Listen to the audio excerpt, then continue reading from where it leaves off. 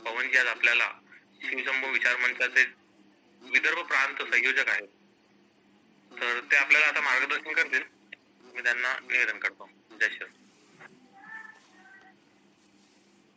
वंदनीय भारत माता, परमपवित्र भगवा ध्वज, उपस्थित सर्व स्वयंसेवक बंधू भगिनी, आपल्याला माहिती आहे की आता आपल्यासमोर एक भारतीय उत्सवातील महत्त्वाचा उत्सव येत आहे. भारतीय संस्कृती ही इतिहासाची संस्कृती आहे. महाभारताची, रामायणाची परंपरा सांगणारी संस्कृती आहे. आणि आपल्या या संस्कृतीमध्ये आपल्याला माहिती आहे की बऱ्याच अशा गोष्टी आहे की त्यातून आपला समाजाचं पौरुषत्व काय आहे, इतिहास काय आहे, त्याचं महत्त्व काय आहे, हे जगासमोर मांडण्याचं एक चांगलं उदाहरण म्हणजे आपले सण आणि उत्सव. या सण उत्सवामध्ये सगळ्यात महत्त्वाचा येणारा आत्ताचा जो उत्सव आहे तो म्हणजे आपला गुरुपौर्णिमा, ज्याला गुरुपूजन उत्सव असे सुद्धा म्हणतो. त्याला समानार्थी काही शब्द आहेत आणि त्यानिमित्ताने तो दिवस साजरा केला जातो. आषाढ पौर्णिमेला येणारा हा सण आहे म्हणून याला आषाढी पौर्णिमा असेही म्हणतात.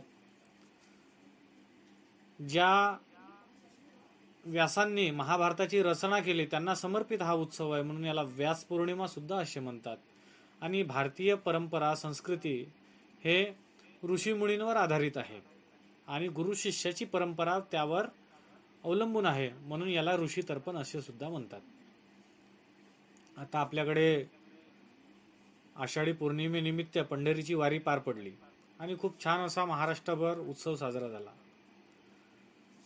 पण हा जो उत्सव आहे हा का महत्त्वाचा आहे याची काही कारणं आहेत.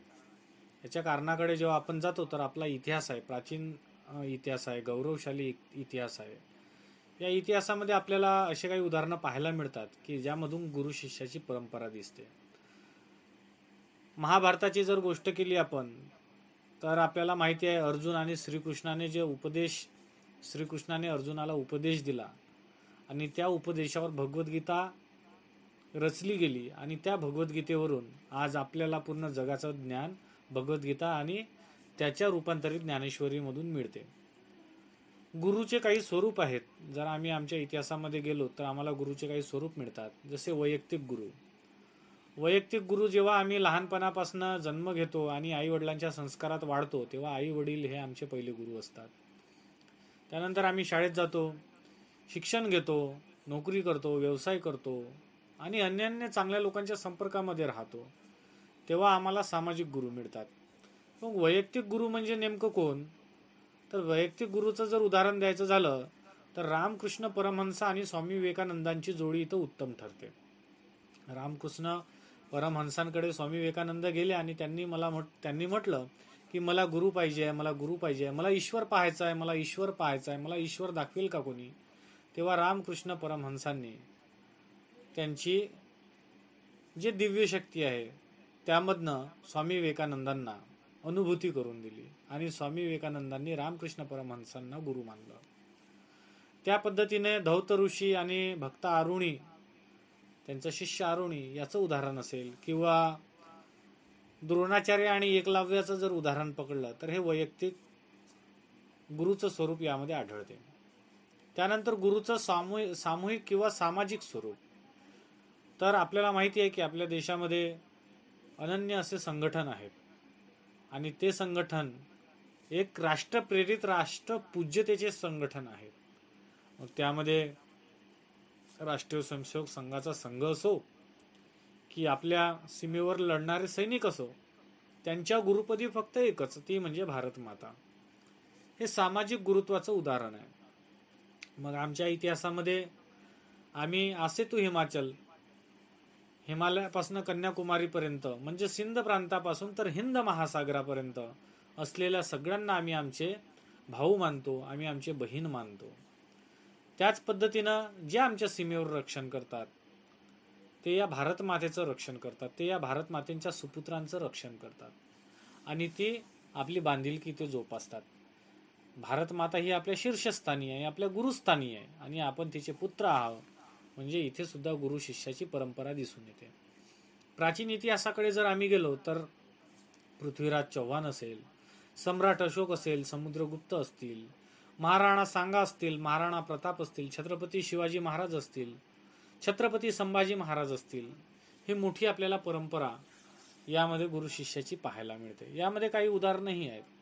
जर आपल्याला छत्रपती शिवरायांचं जर स्वराज्यातून साम्राज्य पाहायचं असेल तर त्यामध्ये समर्थ रामदास असतील, संत तुकाराम असतील, दादोजी कोंडदेव असतील, असे गुरु त्यांना शीर्षस्थानी मिळालेले आहेत. त्यानंतर जिजामाता सुद्धा त्यांचे गुरु आहे, शहाजी राजे सुद्धा त्यांचे गुरु आहे आणि त्यामधूनच त्यांना हे कार्य करण्याची प्रेरणा मिळालेली आपल्याला इतिहासामध्ये दिसून येते. मग ही गुरु शिष्याची परंपरा किती महान आहे हे आमचे सण उत्सव सांगतात. आमच्याकडे कुठलाही सण जरी असला तरी त्या सणाला आम्ही घरी पूजा केल्यानंतर आईवडिलांच्या पाया पडतो, मोठ्यांच्या पाया पडतो किंवा आम्ही ज्यांना गुरुस्थानी मानतो त्यांच्याही पाया पडतो. या गुरुपौर्णिमेला आम्ही आमच्या शाळेमध्ये असेल किंवा आम्ही ज्याला आमच्या उच्च स्थानावर मानत असेल, ज्याला आम्ही आमचा मार्गदर्शक मानत असेल, त्याच्यासुद्धा आम्ही पाया पडतो. त्याचं कारण म्हणजे आम्ही ज्या व्यक्तीकडून एक एक गोष्ट शिकतो त्या सगळ्यांना आम्ही गुरु मानतो. आणि ही गुरु शिष्याची परंपरा भारतामध्ये फार प्राचीन काळापासून चालत आलेली आहे. मग तो वैदिक काळ असो, सनातन काळ असो, ऋग्वेदाचा काळ असो किंवा महाभारताचा काळ असो, रामायणाचा काळ असो. अलीकडे जरी याचं उदाहरण घ्यायचं झालं तर तक्षशिला आणि नालंदा अशी 2 मोठी विद्यापीठे आपल्या भारतामध्ये होऊन गेलेली आहे. आपल्या देशाचं नावही खूप नावलौकिक आहे, ज्याला प्राचीन काळी आर्यवर्त, जम्बूद्वीप, हिंदुस्तान अशा भारतवर्ष अशा नावानं ओळखल्या जातो आणि आजचा भारत.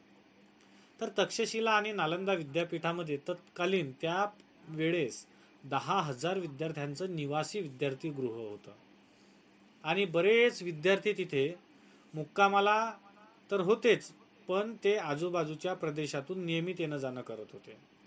मोठी ग्रंथरचना होती, मोठे वाचनालय होते आणि सर्व हस्तलिखित होतं, कारण त्यावेळेस प्रिंटिंग नव्हतं. मग एवढं सर्व असताना तिथे ज्ञान देणारे जे गुरु होते, आज आपण त्यांना प्रोफेसर म्हणू, प्राध्यापक म्हणू, तर त्यांची अलौकिक दिव्यशक्ती होती. दिव्यशक्ती यासाठी हा शब्दाचा उल्लेख इथे करतोय की 12 वर्षाचा तेव्हा अभ्यासक्रम असायचा आणि आज त्या 12 वर्षाला तपाचा काळ असं म्हणतात. म्हणजे मुलगा 6-7 वर्षाचा झाला की त्याला आश्रमामध्ये टाकायचं आणि आश्रमामध्ये टाकल्यानंतर 12 वर्ष तो सर्व ज्ञान तिथे प्राप्त करायचा. त्या ज्ञानामध्ये त्याला सर्व विषय शिकवले जायचे. भौतिकशास्त्र असेल, सामाजिक शास्त्र, राजकीय शास्त्र, आध्यात्मिक शास्त्र, असे सगळे शास्त्र त्याला शिकवले जायचे. आणि त्यामधनं तो जेव्हा निपुण होऊन बाहेर पडायचा तेव्हा एक प्रथा होती, ती म्हणजे गुरुदक्षिणा. आता गुरुदक्षिणेचं स्वरूप असं होतं की आपल्या गुरुनं आपल्याला 12 वर्ष शिकवलेलं आहे, 12 वर्ष आम्ही गुरुच्या सानिध्यात राहून मोठे झालेलो आहे, ज्ञान प्राप्त केलेले आहे, म्हणून या ज्ञानाची एक पावती म्हणून गुरुला गुरुदक्षिणा देणे हा एक त्यामागचा भाग होता. आपण बऱ्याच अशा इतिहासामध्ये अनेक ऋषी मुनी साधू संतांना गुरुदक्षिणेची उदाहरणं देताना पाहिलेली आहे. तर त्यामध्ये महत्त्वाचा विषय असा की अनेक ऋषी असे होऊन गेले की त्यांनी एका शब्दासाठी एका शिष्याला तयार केलं आणि एका शिष्याने गुरुच्या एका शब्दासाठी गुरुची इच्छा पूर्ण केलेली आहे. याचं उदाहरण आपल्याला मोठं माहिती आहे की द्रोणाचार्याने एकलव्याला अंगठा मागितला होता आणि तो अंगठा त्याने सहज खुशीनं दिला, कारण गुरुची ती इच्छा होती. असं एक पुन्हा उदाहरण आहे, एका गुरुने आपल्या एका वर्षाची, शेवटच्या वर्षाची, अंतिम वर्षाची जे कक्षा होती त्या सगळ्या विद्यार्थ्यांना शिकवलं आणि त्यांना शिकवल्यानंतर जो दीक्षांत समारोह होता त्या ठिकाणी अपेक्षा केली. अपेक्षा कशाची केली? गुरुदक्षिणेची. आणि त्या विद्यार्थ्याला गुरुदक्षिणा मागण्यासाठी त्यांनी सांगितलं की या पृथ्वीवर असं एखादं रोपटं मला सांग की ज्या रोपट्याचा कुठलाही उपयोग होणार नाही. आता त्यावेळेस जेव्हा 12 वर्षाची ही गुरु शिष्याची जी अध्यात्म आणि विज्ञानाची परंपरा होती, तर त्यामध्ये तो प्रत्येक ठिकाणी फिरला, प्रत्येक वनस्पतीबद्दल त्याने आपल्या पत्रांवर माहिती लिहून काढली. आणि जेव्हा तो 2-3 वर्षानंतर आपल्या गुरुकडे आला आणि त्याने सर्व वनस्पतीची माहिती गोळा करून गुरुकडे सादर केली आणि म्हटलं की या पृथ्वी तलावरचा प्रत्येक वनस्पती ही चांगली आहे आणि वाईट आहे. चांगली यासाठी आहे की ते औषधीचं काम करतं, आणि वाईट यासाठी आहे की ते कुठेतरी विषाचं काम करतं. आणि मग ते विष कुठं वापरलं जातं? ते विष औषधाला, ते विष एखाद्या जर प्राण्याने, एखाद्या जनावराने, एखाद्या सापाने जर दंश केला तर त्याच्यासाठी सुद्धा वापरता येतं. असे सर्व गुणधर्म लिहून त्या गुरुकडे दिले, आणि त्या गुरुकडे जेव्हा ते गुणधर्म लिहून दिले तर त्या गुरुकडे एक नवीन ग्रंथ तयार झाला, आणि त्या ग्रंथाला अभ्यासाच्या म्हणजे चिकित्सेच्या दृष्टिकोनातून, जसं चरक आणि सुश्रुता यांनी जे चिकित्सा म्हणजे वैदिक क्षेत्र, वैदिक म्हणजे आजच्या भाषेमध्ये मेडिकल क्षेत्र, त्यामध्ये ते सर्व गुणधर्म लिहून ठेवले गेले. तर बघा, गुरुच्या एका दक्षिणा मागण्यात सुद्धा या पृथ्वीचा उद्धार कसा होऊ शकते हे या उदाहरणामधून आपल्याला पाहायला मिळते. गुरु शिष्याची परंपरा ही प्राचीन परंपरा आहे. ही आजही आपण आजच्या या युगामध्ये सुद्धा वापरतो. ही कशी वापरतो? जर आम्ही शाळा कॉलेजेसमध्ये असतील, आम्ही जर समजा कुठे एखादा आमचं उन्हाळी शिबिर असेल, कुठे आमचा दांडपट्टा किंवा युद्धकला शिकवणी असेल, या सगळ्या ठिकाणी समारोपाच्या वेळेस, गुरुपूजनाच्या दिवसाच्या वेळेस, शिक्षक दिनाच्या वेळेस किंवा गुरुला काही म्हणून आम्ही छोटं मोठं देत असतो किंवा गुरुच्या पाया पडत असतो. हे सर्व एक प्रकारे गुरुला दिलेली मानवंदना आहे, गुरुला दिलेली गुरुदक्षिणा आहे. तर याकडे जर आपण पुन्हा सलोख्यानं जेव्हा भारतामध्ये जातो किंवा भारताचा प्राचीन इतिहास पाहतो, तेव्हा आपल्याला असं लक्षात येते की चंद्रगुप्ताने आर्य चाणक्याच्या म्हणण्यानुसार हा अखंड भारतवर्ष टिकवून ठेवण्याचा प्रयत्न केला, आणि त्याच्याही उत्तरार्ध काळामध्ये आपल्या मुलाकडे सर्व राजपाट सोपवून संन्यासाश्रम घेतलेला आहे. हे का बरं आहे? कारण यामागं भारताची मोठी प्राचीन आणि गौरवशाली परंपरा लाभलेली आहे. अशीच परंपरा आपल्या देशामध्ये राष्ट्रीय स्वयंसेवक संघाला लाभलेली आहे. आपल्याला माहिती आहे की संघाचे 6 उत्सव आहेत. गुढीपाडव्याला आपला पहिला उत्सव असतो, आणि त्यानंतर आपला जेव्हा रक्षाबंधन होतं, त्यानंतर आपला गुरुपौर्णिमा असेल, त्यानंतर दसरा असेल, आणि मग मकर संक्रांतीचा असा शेवटचा 6वा उत्सव असतो. त्यातला हा महत्त्वाचा एक गुरुपौर्णिमा उत्सव. आजच्या दिवशी आपल्या गुरुचं स्मरण करणं, गुरुच्या पाया पडणं, गुरुला भाव अर्पण करणं, गुरुला गुरुदक्षिणा अर्पण करणं, अशी आजच्या दिवसाची महती आहे.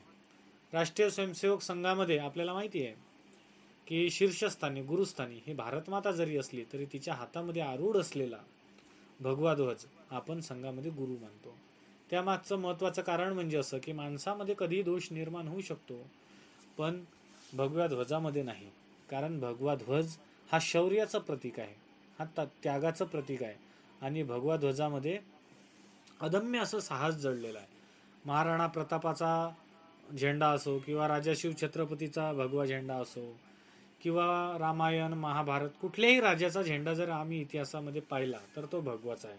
तो ध्वज भगवा आहे. त्याला ईश्वरी ध्वज म्हणतात, त्याला भगवत ध्वज म्हणतात.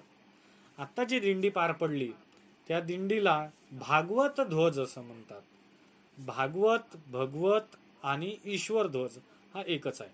त्याचं महत्त्वाचं कारण म्हणजे असं की आमच्या देशामध्ये आम्ही जे जे गोष्ट पूज्य मानतो त्या प्रत्येक गोष्टीला आम्ही ईश्वर मानतो.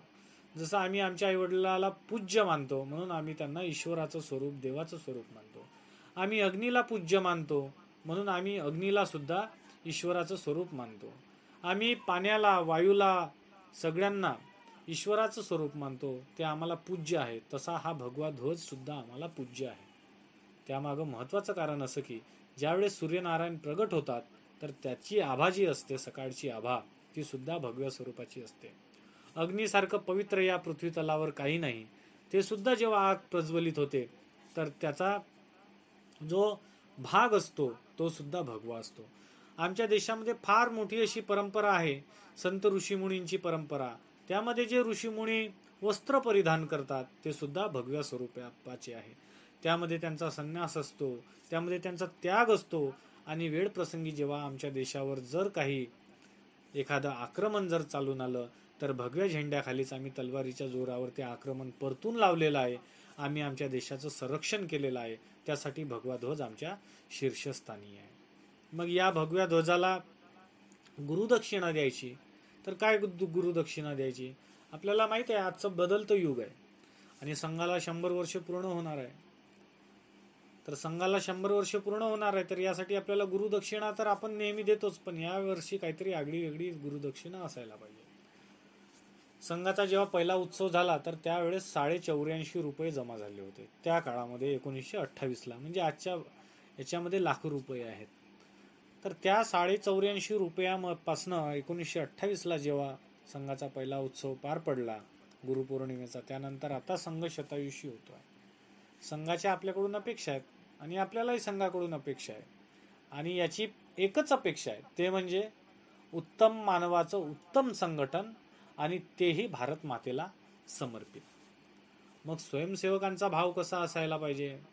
स्वयंसेवकांचा भाव राष्ट्राप्रती असायला पाहिजे. 1 तासाची संघ शाखा आहेच, पण उन्हाळा असेल, शिबिरं असतील किंवा कुठे विस्तारक प्रचारक काही वेळ हा देणे म्हणजे हा एक महत्वाचा भाग, आणि तो आपला भाव संघाप्रती असायला पाहिजे. दुसरी जर गोष्ट आपण म्हटलं तर आम्ही गुरुपूजनामध्ये काही राशी अर्पण करतो, काही गंगाजळी स्वरूपामध्ये असते आणि काही पूर्ण समर्पणामध्ये असते. तर या राशीसोबत आम्ही आमचा वेळ सुद्धा संघाला देता आला पाहिजे. आज आपला देश विश्वगौरवाकडे आहे, आपली भारत माता गुरुपदी विराजमान होते आहे, तर यामागं अखंड अशी 100 वर्षाची तपश्चर्या आहे. आणि या संघाच्या संघटनातून निर्माण झालेले अनन्य संघटन, त्याच्यातून प्रागट्य झालेली देशभक्ती, आणि त्या देशभक्तीतून भारत माता कशी शीर्षस्थानी या विश्वपटलावर विराजित होईल याचा सर्व संघटनांनी केलेला पुरेपूर प्रयत्न म्हणजे आजचा गौरवशाली दिवस आहे. आणि हा संघाचा जो भाव आहे हा आपला ज्याप्रमाणे संघाप्रती आहे, किंवा समर्पणाचा भाव जो आपल्या संघाप्रती आहे, हा समाजाचा सुद्धा भाव आपल्या राष्ट्राप्रती असायला पाहिजे. संघाचं समर्पण किंवा स्वयंसेवकाचं समर्पण हे राष्ट्राला आहे, हे भारत मातेला आहे, हे भगव्या ध्वजाप्रती आहे, पण समाजाचं समर्पण हे सुद्धा राष्ट्राला असायला पाहिजे. समाजाचं समर्पण जर राष्ट्राला करायचं असेल आणि ते करवून घ्यायचं असेल तर समाजामध्ये आपले विचार पेरणं अत्यंत गरजेचं आहे. समाजामध्ये ज्याप्रमाणे आपण भारत माता की जय म्हणतो आणि भारत मातेला शीर्षस्थानी मानतो, त्याच पद्धतीनं आपल्या देशाचे जे सैनिक आहेत ते सुद्धा भारत मातेलाच पूज्य मानतात आणि हे भारत माता सर्वस्व स्थानी आहे. तर आपल्या देशामध्ये चांगल्या शक्ती कोणत्या, वाईट शक्ती कोणत्या, आणि आम्ही येणाऱ्या काळामध्ये आमचे मित्र कसे असावेत, आमचे सवंगडी कसे असावे, आमचा भारतीय व्यक्ती कसा असावा, याकडे लक्ष देणं ही काळाची गरज आहे. म्हणून आमची समर्पणाची भावना ही राशी स्वरूप असू शकते, ही वेळ स्वरूप असू शकते, ही प्रचारक किंवा विस्तारक स्वरूप असू शकते, परंतु समाजाची या देशाप्रती भावना ही कशी असावी याचं चिंतन जर आपण केलं तर ते भारत मातेच्या समर्पणामध्येच असायला पाहिजे.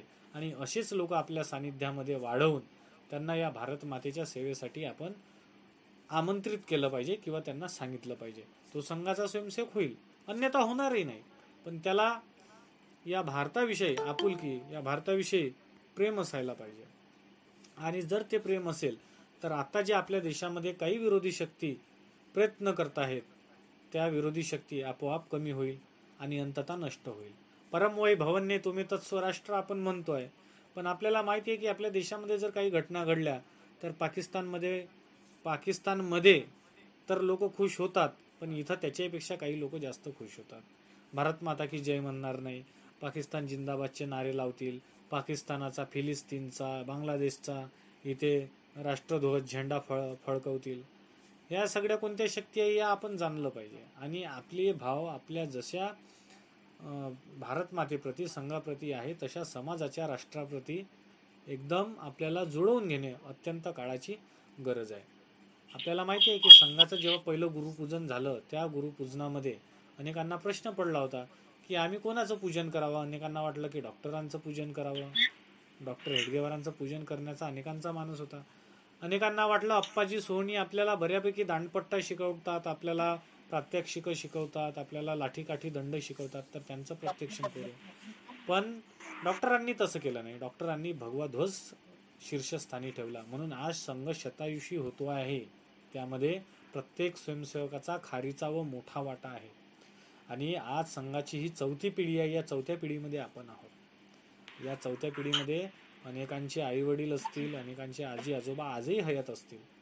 अनेकांनी 1975ची आणीबाणी पाहिली, कार सेवा पाहिली, राम मंदिराचं आंदोलन पाहिलं, आणि आता त्यांच्याच हयामध्ये बरेच स्वयंसेवक आहेत आणि बरेच नाही आहेत. पण आजही त्यांच्या या हयामध्ये याची देही याची डोळा ते हे सोहळा पाहत आहेत. त्याचं कारण म्हणजे या 27 संघामध्ये ज्या ज्या स्वयंसेवकांनी भारत मातेला शीर्षस्थानी आणि गुरुस्थानी ठेवून जो उद्देश पूर्ण करण्याचा प्रयत्न केला त्याचं हे फलित आहे. आज संघ जेव्हा शतायुषी होतोय तर संघाने 5 सूत्री आपल्या या आणण्याचा प्रयत्न केलेला आपल्याला सगळ्यांना माहिती आहे. या 5 सूत्रांमध्ये समरसता, सामाजिक शिष्टाचार, ज्याला नागरी शिष्टाचार असं सुद्धा आपण म्हणतो, स्वदेशी, पर्यावरण आणि कुटुंब प्रबोधन, या 5 गोष्टी आपल्याला सांगण्यात आलेल्या आहे. आज या 5ही गोष्टी अत्यंत काळाची गरज आहे. भारतावर अनेक आव्हानं आहे. आपल्याला माहिती आहे की या भारत देशावर अनन्य आक्रांतांनी आक्रमणं केली आणि आपापली सत्ता गाजवण्याचा प्रयत्न केला.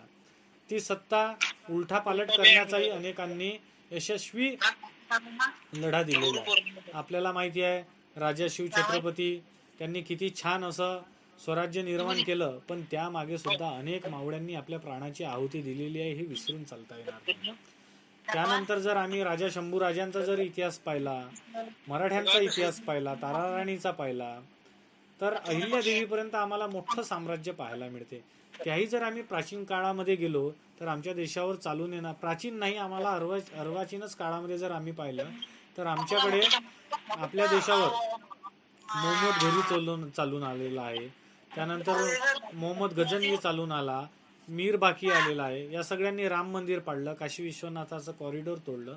पण या भारत मातेला, या हिंदू भूमीला स्वतःला शीर्षस्थानी न मानता या हिंदू भूमीला शीर्षस्थानी मानून प्रत्येक राजाने लढा दिलेला आहे.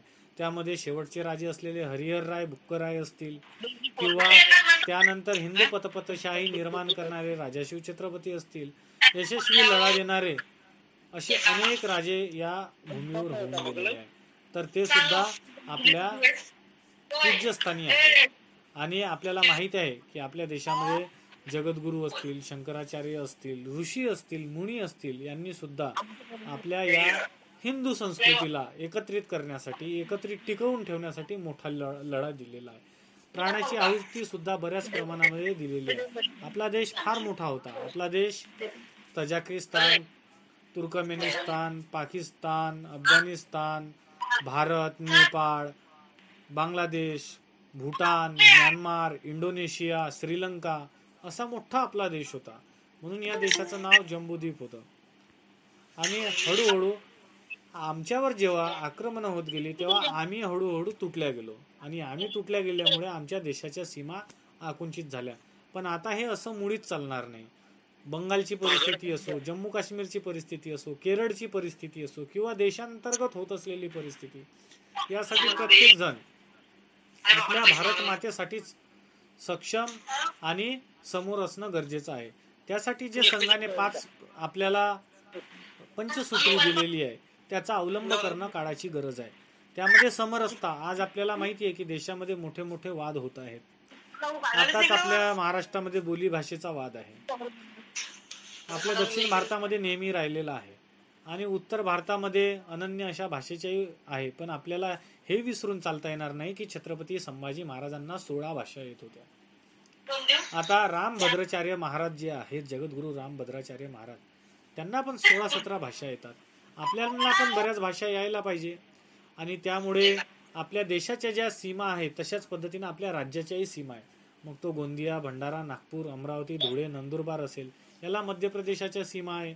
तर खाली जर आम्ही पाहिलं तर सोलापूर, यवतमाळ या भागामध्ये आम्हाला तिकडे कर्नाटकच्या सीमा लागलेल्या आहे, इकडे छत्तीसगडच्या सीमा लागलेल्या आहे. तर या ठिकाणी आमचा बंधुभाव असायला पाहिजे. आमच्याकडे जेव्हा आम्ही भारत माता की जय म्हणतो तेव्हा आम्ही काही पाहत नाही. छत्रपती शिवरायांनी ज्याप्रमाणे 18 पगड जाती एकत्र केल्या, ज्या पद्धतीनं साम्राज्य निर्माण केलं, त्या पद्धतीनं संघामध्ये असा काहीही भेदभाव नाही, आपल्या सगळ्यांना माहिती आहे. तर त्यामुळे समरसता ही समाजातही जाणं गरजेची आहे. समरसता हे पूर्ण भारतभर पसरणं गरजेचं आहे. समरसता जर एकत्रित आली तर कुठलाही उच्च नीच कमी अधिक भाव राहणार नाही आणि गुरुमाताच भारत माता ही सर्वस्व स्थानी असेल. सामाजिक शिष्टाचार आज अत्यंत महत्वाची गरज आहे. रस्त्याने चालताना डाव्याच हाताने चालला पाहिजे असा सरकारचा नियम आहे, पण त्यात आपण कुठे कचरा टाकावा, रस्त्याने कसे चालावं, बोलावं कसं, सार्वजनिक स्थळावर आपण काय करायला पाहिजे, कसं वागायला पाहिजे, या सगळ्या गोष्टीमध्ये आपल्याला समजून घेणं अत्यंत महत्वाची गरज आहे. कारण की रेल्वे असो, बसेस असो, ही सार्वजनिक संपत्ती म्हणजे माझी संपत्ती आहे, स्वतःची संपत्ती आहे, हा भाव आपण ठेवला पाहिजे. रस्त्यावर चालत असताना जर सिग्नल असेल तर कसं आपण त्यामधनं आपली वेळ काढली पाहिजे हे आपल्याला माहिती आहे. यामध्ये गोव्याचे एक प्रसिद्ध मुख्यमंत्री होऊन गेलेले आहे. ते जेव्हा एका सिग्नलवर स्कूटरवर उभे होते आणि मागून 4 मुलं आले आणि त्यांच्या गाडीला हॉर्न दिला आणि त्यांनी म्हटलं आम्हाला घाई आहे, आम्हाला जाऊ द्या, तेव्हा ते चुपचाप थांबले. सिग्नल संपण्याची पूर्ण वेळ जाण्याची वाट पाहायला लागले. तेव्हा त्यामधला गाडीतला एक मुलगा येतो आणि म्हणतो मी मोठ्या अधिकाऱ्याचा मुलगा आहे, तुम्ही गाडी बाजूला करा, मला जायचं आहे. तेव्हा ते म्हणतात मी स्वतः मुख्यमंत्री आहो, मला माझ्या राज्यातले नियम पाळावेच लागतील. तो मुलगा वरमला, शरमला आणि त्यानंतरच गेला. तर नागरी शिष्टाचार काय आहे हे सुद्धा आपल्याला यामधून पाहायला मिळते. आज मेक इन इंडिया, स्वदेशी आणि असं बऱ्याच गोष्टी आपल्याला ऐकायला देशभर मिळत आहे. पण आपण खरंच भारतीय आहोत आणि भारतीयांच्या सगळ्याच गोष्टीचा वापर केला पाहिजे आणि वस्तूंचा सुद्धा वापर केला पाहिजे, यासाठी आपण सगळ्यांना आग्रह केला पाहिजे. आपल्याला माहिती आहे की आज आपला देश बऱ्याच गोष्टीमध्ये अग्रेसर होत आहे, अग्रगण्य होत आहे. ते देशाची इकॉनॉमी, राजव्यवस्था, आर्थिक व्यवस्था कुठलीही असो, त्यामध्ये प्रत्येकाचा वाटा आहे. तर त्यामध्ये सुद्धा स्वदेशी, स्व का जागरण, स्व का यानी मेरे देश के प्रति भाव, स्वजागरण, स्वदेशी हा भाव त्यामध्ये असायला पाहिजे. मग ते आर्थिकता असो, सामाजिकता असो, राजनीती असो किंवा काही असो, त्यामध्ये स्वचा भाव असायला पाहिजे. आता आपल्याकडे चौथा जो विषय आहे तो आहे पर्यावरण. आपल्या देशासह संपूर्ण जगामध्ये आज मोठं संकट आलेलं आहे. ग्लोबल वॉर्मिंग म्हणून आपण ऐकतोय. या संकटाचा सामना होत नाही. त्याचं कारण म्हणजे कधी उन्हाळ्यामध्ये पाऊस पडायला लागला, पावसाळ्यामध्ये पाऊस उशिरा यायला लागला, हिवाळ्यामध्ये उन्हाळा यायला लागला. तर या सगळ्या गोष्टी बदलत्या वातावरणामुळे आहेत. वृक्ष कमी झालेले आहेत, नद्यांना येतो तेव्हा भरपूर पूर येतो, उन्हाळ्यामध्ये नाले सुकून जातात. तर या सगळ्या गोष्टीवर कार्य करणं ही काळाची गरज आहे. यासाठी सरकार करेल, चांगले संघटनही करतील, संस्थाही करेल, पण आपल्याला सुद्धा करणं काळाची गरज आहे. एक पेड मा के नाम आता आपल्या देशभर जागरण सुरू आहे. त्या पद्धतीने आपण सुद्धा संकल्प घेऊन झाडं लावण्यासोबतच पर्यावरण फक्त झाडांपुरतं पर्यावरण आणि पर्यावरणापुरतंच झाडं मर्यादित नाही, तर आमच्या आजूबाजूचा परिसर असेल, नद्या असतील, नाले असतील, हवा असेल, हे सगळं स्वच्छ सुंदर कसं असेल, माझं शहर, माझं गाव, माझं घर, माझा मोहल्ला, याकडे सुद्धा आपलं लक्ष असायला पाहिजे. यामध्ये महत्त्वाचा विषय म्हणजे पाणी. पाण्याचं आज जगभर मोठं संकट आहे. आपल्याला माहिती आहे उन्हाळ्यामध्ये अनेक ठिकाणी पाणी राहत नाही. तर अशा ठिकाणी वापरीचं पाणी, प्याचं पाणी, या सगळ्यांकडे आपलं काटेकोरपणे लक्ष असायला पाहिजे. आणि या काटेकोरपणे जर लक्ष देऊन जर आपण जीवन जगलं तर आपण ही भारत मातेला वाहिलेली खरी आपली आदरांजली आहे. आपली आदरांजली यासाठी की एक संघाची ओढ आहे, भक्ती भावे श्री गुरुची पूजा मी बांधिली, या जीवनाची पुष्प कमले मी या ध्वजाला वाहिली. भगव्या ध्वजाला वाहण्याचं एक सुंदर असं गीत आहे. तर भारत मातेला जर स्वतःचा भाव अर्पण करायचा असेल, भारत मातेला जर शीर्षस्थानी बसवायचं असेल, आपल्याला भारताचा चेहरा मोहरा बदलायचा असेल, तर या सर्व गोष्टी करणं अत्यंत आवश्यक आहे. शेवटीचा मुद्दा यामध्ये आहे कुटुंब प्रबोधन. पंचसूत्रीमधील शेवटचा मुद्दा कुटुंब प्रबोधन. कुटुंब प्रबोधन आज खूप काळाची गरज आहे. आज आपल्या देशभर आज जरी पोषक वातावरण जरी वाटत असलं तरी राजकीय दृष्ट्या अनेक आपल्याला अडचणी आहेत. ते यासाठी म्हणावं असं वाटते की आपल्या देशावर जे जिहादी प्रकरण आहे, हे जिहादी प्रकरण आपल्याला प्रत्येक क्षेत्रामध्ये पाहायला मिळते. आज आमच्या मुलीबाळी सुरक्षित नाही आहेत. आज आमचे संस्कार दूर व्हायला लागलेले आहेत. आज आमच्या संस्कृतीचं संस्कृतीकरण झालेलं आहे.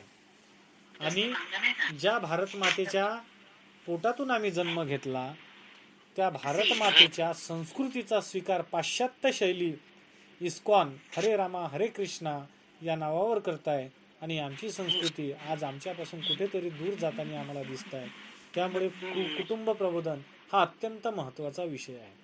कुटुंब प्रबोधनामध्ये आम्हाला आमचे आईवडील, आमची संयुक्त परिवार, आमची शिक्षण प्रणाली, आमचा अभ्यास, आमच्या सर्व इतर गोष्टी, आमचे आईवडील असतील, आमचे भाऊ बहीण असतील, आमच्या शाळा असतील, आमचे कॉलेज असतील, आमचे महाविद्यालय असतील आणि ज्या ज्या ठिकाणी आमचा लोकांशी संपर्क येतो ते सगळ्या ठिकाणांचा यामध्ये समावेश होतो.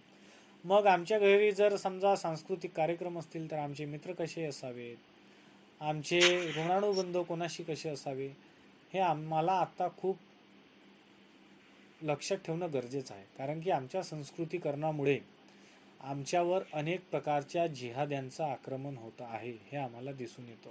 त्यामध्ये लव जिहाद हा सर्वात मोठा एक भाग आहे, धर्म जिहाद आहे, गड जिहाद आहे. तर यामधून आमच्या संस्कृतीवर मोठा आळा बसत आहे. म्हणून मुलाबाळांना संस्कार, शिक्षण आणि संस्कृतीपासून एकदम जवळ ठेवणं ही काळाची गरज आहे. संस्कृतीकरण झाल्यानंतर आमची जी प्राचीन परंपरा असलेली संस्कृती आहे, रामायणाची संस्कृती आहे, महाभारताची संस्कृती आहे, ही हळूहळू गुरु परंपरेपासून दूर जाईल. आणि गुरु परंपरेपासून जर आमची संस्कृती दूर गेली तर ती संस्कृती पुन्हा जवळ घेणे शक्य होणार नाही. तर त्यामुळे आमचा भारत देश हा भारत मातेच्या शीर्षस्थानी ठेवून आजपर्यंतच्या प्रत्येक राजाने, संतांनी, ऋषीमुनींनी हा समोर आणण्याचा प्रयत्न केलेला आहे.